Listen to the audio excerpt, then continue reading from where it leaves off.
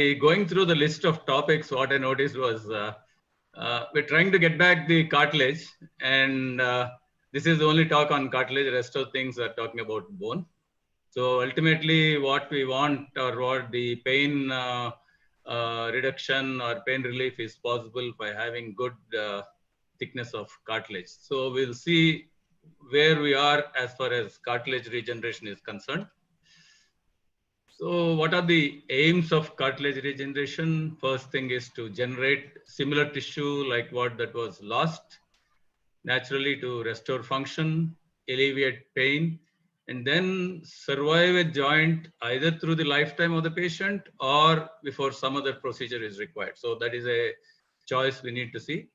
These things, the list we had can go up and down in priority because the surgeon's priority is one, patient's priority is the other.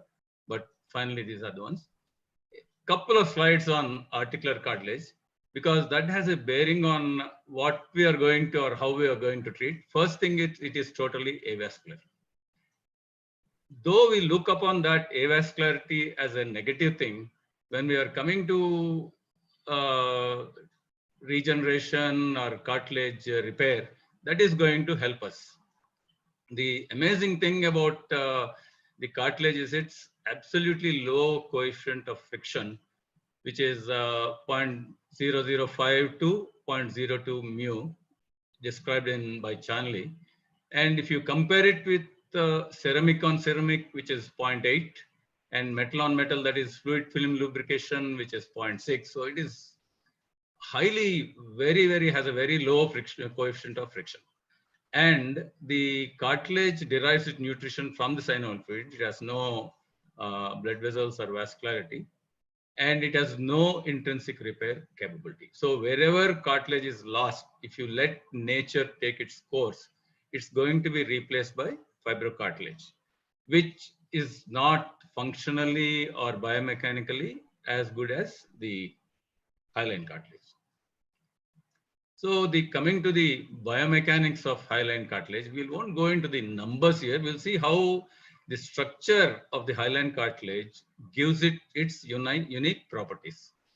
The tensile strength of the cartilage is brought about by collagen, which is a type 2 collagen. If you see, the fibers are oriented, the initial fibers which are attached to the bone are vertically oriented. They become tangentially oriented, and finally they become parallel to the surface of the bone. So the vertical sheets of collagen, they give the cartilage its tensile strength, and whereas the tangential and the parallel collagen fibers, they give it resistance from the shear forces which are generated. Actually, more than the compressive forces, the shear forces are the one that damage the cartilage. So now, presently, the term osteochondral unit is coming into the fore, because it is said that the articular cartilage regeneration, whatever we do, it's not sustainable until it has the support from subchondral bone. So these regenerations are bound to fail unless the cartilage also will, the collagen also will develop. So the cartilage along with subchondral bone forms a osteochondral unit. This is being used in the later generations of SCA and all. We'll come to that later. And that gives a biomechanical restoration and regeneration of the defect. So basically, what do we see? The earlier ones we are seeing in the younger patient, where we are seeing the osteochondritis dissecans, which are of injuries. They were said because of a prominent tibial spine. And then we are seeing the femoral condylar defects, which are because of injuries, localized injuries, commonly in athletes. And in a medial compartment degeneration with an axial division, we see larger areas of degeneration in the femoral condyles. So we will see how these various things can be tackled as we go around. So what are the various options you have in managing these focal chondral defects, as you see? This is the list. That is the arthroscopic debridement. You have microfracture, you have the mosaicplasty and the Oates procedure, and the autologous concept implantation, ACI, and the offshoots are the next generation, that is the MESI. So in coming to these defects, does size matter? So various studies have shown that The smaller defects can be treated with microfracture and all. We'll see how the microfracture works. The medium to larger defects are 1 to 2 centimeter or up to 4 square centimeters, and beyond 4 centimeters are classed as the larger defects. So we'll see how different procedures can be used to treat these defects. I mentioned arthroscopic lavage because at one point of time, arthroscopic lavage became very prominent. Everybody doing arthroscopic irrigation, rinsing, debridement of the osteophytes and all. And literature also came to support it, but finally the results were not sustainable and patients started getting pain. And now it has shown definitively and decisively that arthroscopic lavage does not have any role in early arthritis or in cartilage. So, I mean, in United States, the insurance stopped paying for arthroscopic lavage, and we also should try to avoid it as treatment for knee pain or early osteoarthritis. Coming to microfracture, the principle is that multiple holes are drilled into subchondral bone in a grid pattern and to enter a depth of about 3 millimeters. That vascularizes the bed of the defect, and stem cells within the marrow, they gain access to the joint and start regenerating cartilage. What we see here is I think, let me get a pointer.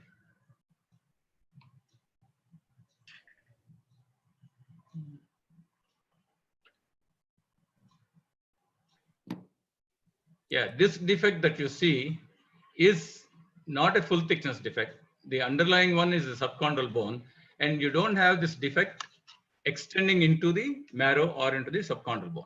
So what that does is it prevents the synovial stem cells from migrating, and it does not have access to the marrow stem cells. What is done in microfracture is you make the defect full thickness so that it extends below the into the marrow, and that attracts the synovial stem cells, and it used as a void filling occurs that forms. But one thing we should know is this forms only fibrocartilage with collagen, type 1 collagen. It does not form hyaline cartilage, number one.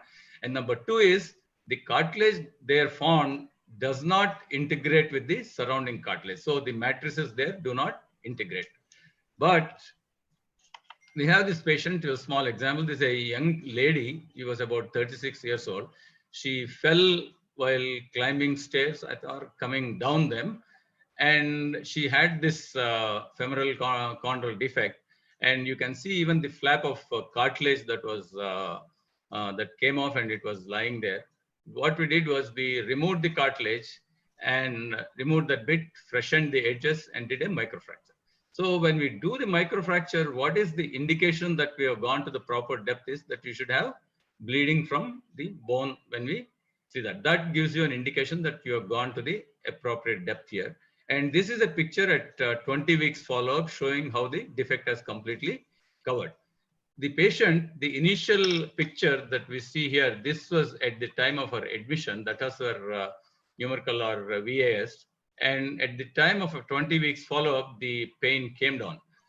Here what I'm trying to say is even having fibrocartilage can give a patient a symptom-free interval or a pain-free interval. So fibrocartilage is not totally a bad thing, though we want to have in the initial side when I said I want to have light tissue, even though we have a tissue which is fibrocartilage, it still can give pain relief to the patient. Next, going on, so the thing is, we are always trying to get a hyaline cartilage there in the defect. So mosaicplasty was evolved by Hangodi in the 90s. And surprising thing, I find that always in a country where, I mean, you're not so having so many excesses, you try to have natural ways of healing. Because if you see, the Ilizaro originated from Siberia in the, backwoods of Russia. Similarly, these things also, the countries which are not having very high, socioeconomic status or higher quality of living, they try to innovate and get more natural healing methods. So this was accepted, and in Europe it is practiced. And coming back to the earlier side, all these defects can be managed with mosaicplasty. So the instrumentation Arthrex gives the OTS instrumentation set. Well, now the patients are able to afford them. It costs around 30,000 rupees, but earlier patients had difficulty buying these things. We use this bone biopsy set, which has curettes of different diameters so that the bone plugs can be harvested. Usually, depending on the size, we take plugs of diameters ranging from 4.5 millimeters to 6 millimeters, and 8 to 10 millimeters are depth. And these needles can be used to harvest the cartilage. The donor site we take is usually the non-articular part or non-weight bearing part of the femoral condyle is chosen. And on the lateral side, there is more of the cartilage to be taken than on the medial side. And if necessary, even the intercondylar notch can be used to harvest the cartilage. And the size of the cutter or the biopsy needle you take should match the size of the holes drilled. That's why it is important that you pick a drill bit and match it to the internal diameter of the dowel cutter and take the bits. So from the donor side here, the pieces are taken, the cartilage pegs are taken, and the recipient site is prepared by freshening it, and the holes are drilled, and in the holes, these donor, the pegs are placed. The grafts are impacted only to the level of the chondral edge and not up to the subchondral bone. And if you have a defect which is very irregular, smaller pegs are better than the larger pegs. I prefer to go with a 4.5 millimeter peg rather than a 6 millimeter peg. So this is a relook. Usually patients don't accept for you to get a second arthroscopy to see how the pegs are incorporating. But this one patient at 16 weeks, this is how you see. There is a grossly normal cartilage. Patient is asymptomatic, and there is a full range of movement at the knee. And these pegs, I think, because the cartilage is avascular, that incorporates like your split stem graft, because the hyaline cartilage retains there itself and it will not go into scarring. So if you see the route or how we are going to do the thing, there is an arthroscopic versus arthrotomy.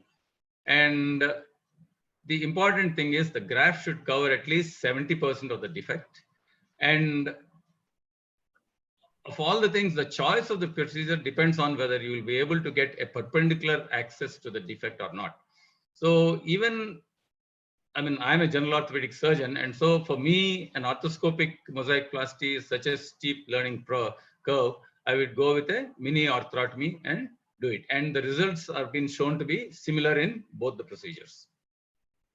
Coming to the next one, this is the ACI which has been described by Brittberg in '94. Here, the cartilage defect is identified and healthy cartilage is harvested. That is digested enzymatically to release the chondrocytes and is expanded in tissue culture. That brings us to the second operative procedure, which is a periosteal flap is taken from the tibia and attached here to the defect, and the cultured chondrocytes are injected underneath the flap. So these are supposed to grow into cartilage and reduce the pain. So as the regenerative medicine is coming to the forefront, the next generation of autologous composite implantation comes, that is the MACI, where instead of taking the periosteum from the tibia, a porcine collagen membrane is sutured over the defect and the cells are injected underneath that membrane. What it does is it avoids harvesting of the periosteum.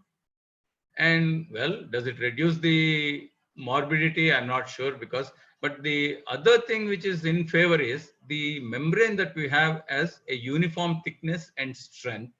So it will hold on, or it can be fixed to the surrounding tissues better. And another thing is, during the surgical procedure, if by any chance the membrane gets torn, the size is not proper, you can always take a second membrane and attach it instead of going back onto the tibia and harvest it. And the point against this membrane is We know that the periosteum, the undersurface of the periosteum also has some regenerative potential in the form of stem cells and all, which this membrane doesn't have. So Macy then developed into, as regenerative medicine people started becoming more and more prominent and more things were done, the third generation of Macy came up, wherein the scaffolds were taken. This can be a natural scaffold with collagen and hyaluronic acid, into which you are using the chondrocytes which have expanded in culture, they are loaded along with addition of the cytokines, that is the IGF, TGF, and all these things. Though they are supposed to hasten the maturation of the chondrocytes and formation of the collagen.